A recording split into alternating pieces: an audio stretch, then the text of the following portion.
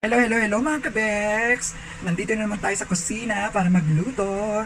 Yes, magluluto po tayo ng nilagang baboy. Ayan naman kailangan natin syempre. Ang pangunahing ingredient is yung baboy. And then meron po tayo scallions o green onions. O sa Japanese ay sinatawag nilang negi. May repolyo. Yes, nakasaran ka pa yan, repolyo. And then meron po tayong patatas. Meron din po tayong siyempre nilaga, maglalagay po tayo ng mais. Siyempre hindi mawawala ang sibuyas. Wala tayong pechay kundi itong chingen o bok choy sa wikang Ingles.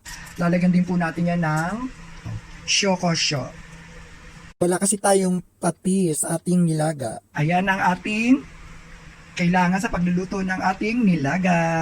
Ang unang gagawin natin is hihiwain natin yung baboy. Medyo malalaki kasi, kaya medyo liliitan natin ang pagkakahiwa ng baboy. After natin mahiwa ang baboy is lalagay natin sa lalagyan. After na natin mahiwa is hugasan na natin yung baboy.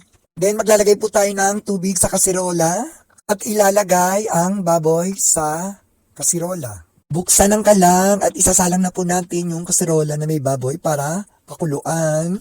Then maglagay po tayo ng sibuyas sa ating pinakukuluang baboy. Lagyan din po natin ng asin. Pagkatapos is tatakpan po natin para madaling lumambot ang baboy at intayin kumulo. At habang hinihintay natin kumulo is magbabalat muna tayo ng patatas. Then, hiwain na natin yung patatas na parang ganito.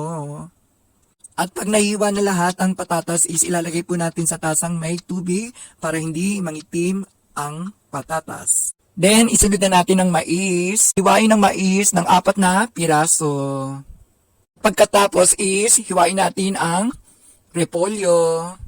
Ilagay sa lalagyan. Then, isunod na natin hiwain yung chingen o bok choy na magsisilbing pechay ng ating nilagang baboy. Then, hugasan na lahat ng gulay na hiniwa natin. After ng ilang minuto is i-check natin kung kumukulo na yung baboy. Kumukulo na siya. At ilagay na natin ang patatas. Lagyan ng paminta ang ating nilaga. Haluin hanggang sa pinakailalim. And then isunod na natin yung mais.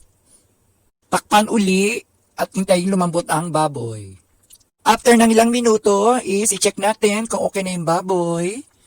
Medyo matigas pa. Ilalagay din pala natin yung scallions o green onions sa ating niluluto. Then, haluin. Medyo nawala ng sabaw ang ating nilaga kaya magdadagdag po tayo ng tubig para sa ating sabaw ng nilaga. Then, takpan uli para tuluyan ng lumambot yung baboy. After 48 years ng pagpapalambot sa baboy is i-check natin kung okay na uli. Ayan, malambot na yung ating baboy. Okay na siya. Kaya ilalagay na natin ang repolyo. Then, haluin uli. Takpan na mga ilang minuto. After na mga ilang minuto is, ayan, malambot na yung ating repolyo. Isunod na natin yung chingen o bok choy. Then, haluin ulit at takpan. Check natin uli kung okay na. Sa palagay ko okay na.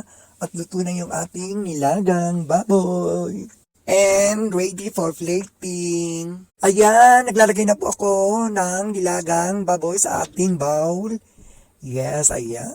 Parang sarap-sarap ng ating nilaga. Ang daming sahog. At eto na nga ang ating nilagang baboy, our finished dish. Tamang-tama, medyo malamig sa gabi dito sa Joetsu. Pero sa tanghali, mainit naman. Sa gabi lang medyo lumalamig eh. Ewan ko ba? Basta masarap ang aking nilaga. Kain na tayo.